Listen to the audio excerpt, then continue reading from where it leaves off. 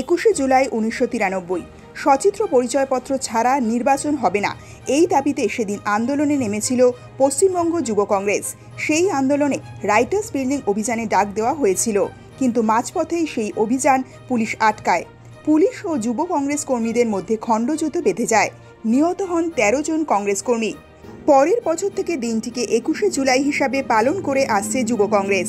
মুর্শিদাবাদ জেলা যুব কংগ্রেস সেই দিনটিকে স্মরণ করে একটি রক্তদান শিবিরের আয়োজন করেছিল।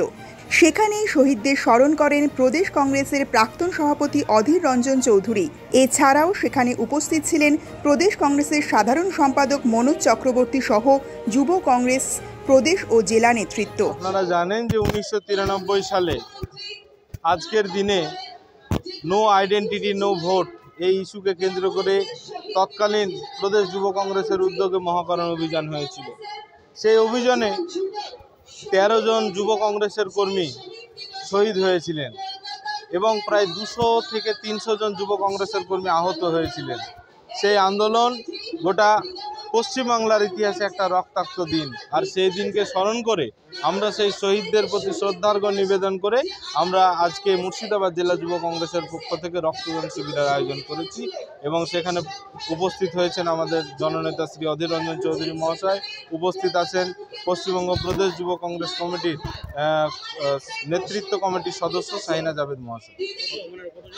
এখনও অবধি আমাদের 120 এরকম হবে, এখনও অবধি প্রায় 1 ঘন্টা 1.5 ঘন্টা হলো 60 জন ক্রস করে গেছে। আজকে মুর্শিদাবাদ যুব কংগ্রেসের সহযোগিতা, আজকে আপনারা জানেন যে আমাদের পশ্চিমবঙ্গ প্রদেশ যুব কংগ্রেসের ডাকে পলাশীতে তামান্না খুন, অভয়া খুন, তাদের বিচার চেয়ে আমরা শহীদ দিবস পালন করছি যুব কংগ্রেসের ডাকে, যেখানে অধীর রঞ্জন চৌধুরী প্রধান অতিথি হিসেবে, প্রধান বক্তা হিসেবে উপস্থিত থাকবেন।